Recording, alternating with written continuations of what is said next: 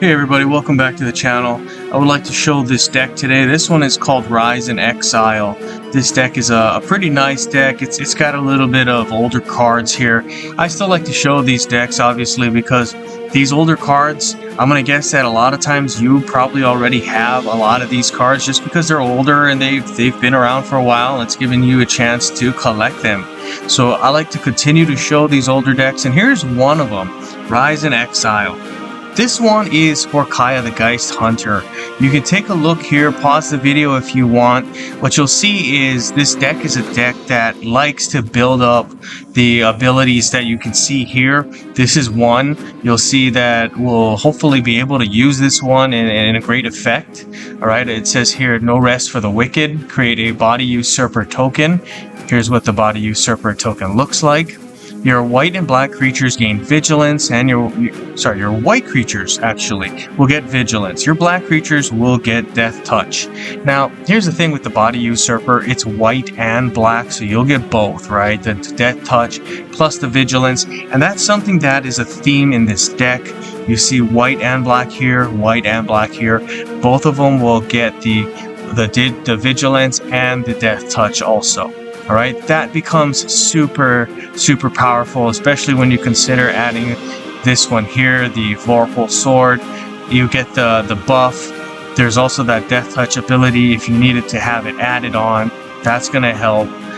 Faithbound Judge is also a nice one here. This is going to help us to get a ton of loyalty. It also pairs well with the Vorpal Sword, right? You kind of can see what we're going for here. We're going to go play some really good defense. Hopefully we're going to have these two out, or at least one. We're going to have the death touch and the vigilance. Those guys are going to block and pretty much kill everything because they have the double strike here. If we can't get that, then we'll hopefully use the Faithbound Judge plus the Vorpal Sword, and that will be able to help us to play some really good defense and then really just do some offensive stuff too.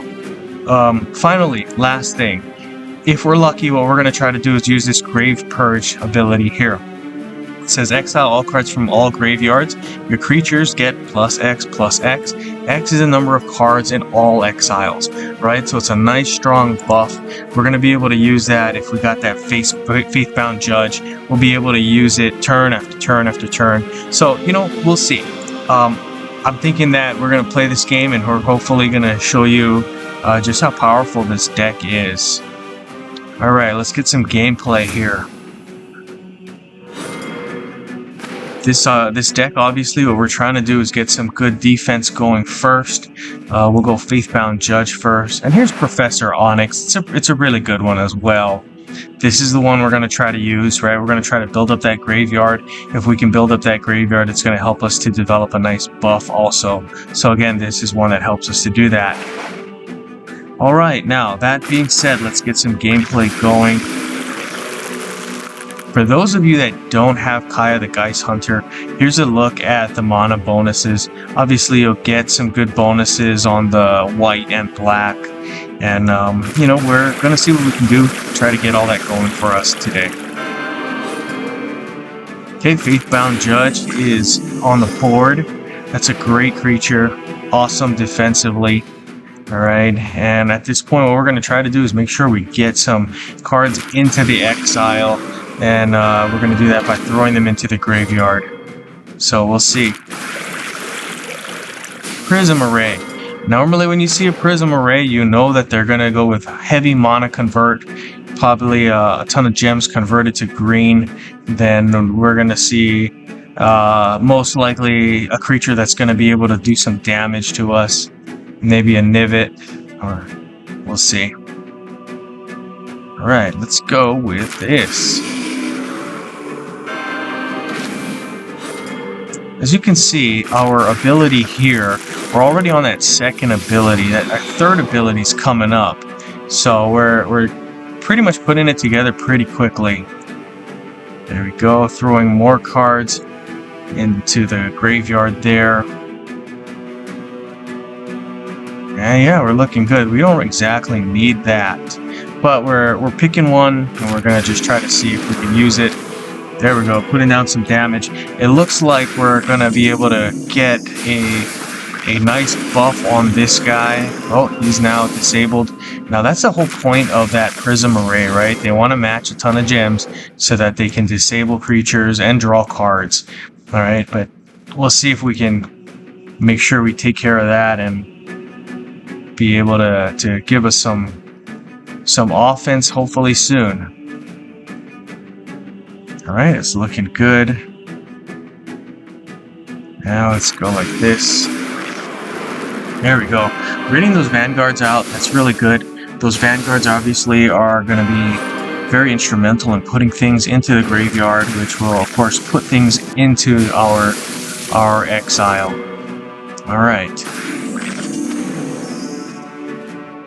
Okay, let's take a look. Again, here we'll throw cards into the graveyard. What are we going with? I'll tell you what, we'll go with this. Reason is you do want to have the Faithbound Judge in the graveyard because that's going to help you to use that Sinner's Judgment ability. Sinner's Judgment, it sounds kind of scary, but it's a really nice ability that's going to help you to continue to get loyalty. Alright, so tell you what, we'll connect this here. This will give us the Sinner's Judgment, hopefully. There it is. And our double strikers are out. Okay, so this is really good. What you're seeing here is you got 3 creatures. All of them have double strike. We're gonna see if we can hit that finishing move next turn.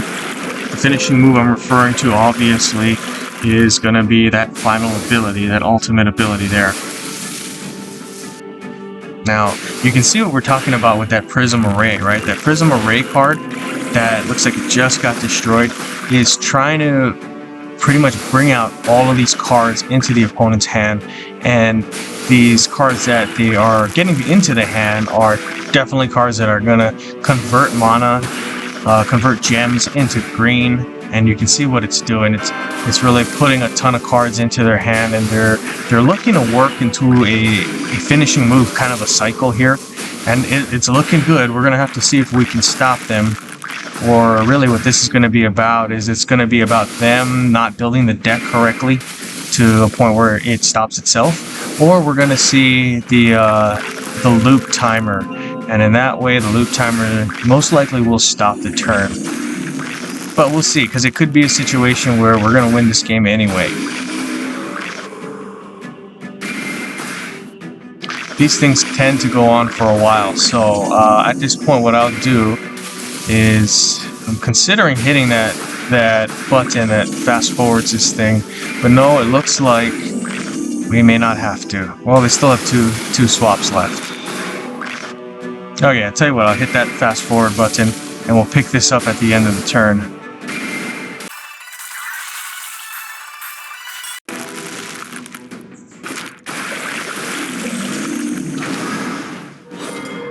Okay, here we are, we're back. And you've seen that they just got us some damage there. They attacked us. They have a big creature. We're not super worried about that, obviously, just because we have some abilities here. We can go with the destroy target opposing creature. That's probably what we're going to do at this point. There we go. And let's just go with this. Grave Purge, right? That's the one we're talking about. Exile all cards from all graveyards. Your creatures get a nice big buff. The buff is equal to how many creatures are, or how many cards are in all exiles. And you see that this is going to be the end of the game. This is the finishing move here that I like to refer to as like that Stone Cold Stunner finishing move. We hope you guys liked the video. Obviously, like and subscribe, share with all your friends. This helps the channel. Alright guys, hope you guys enjoyed the video. Good gaming.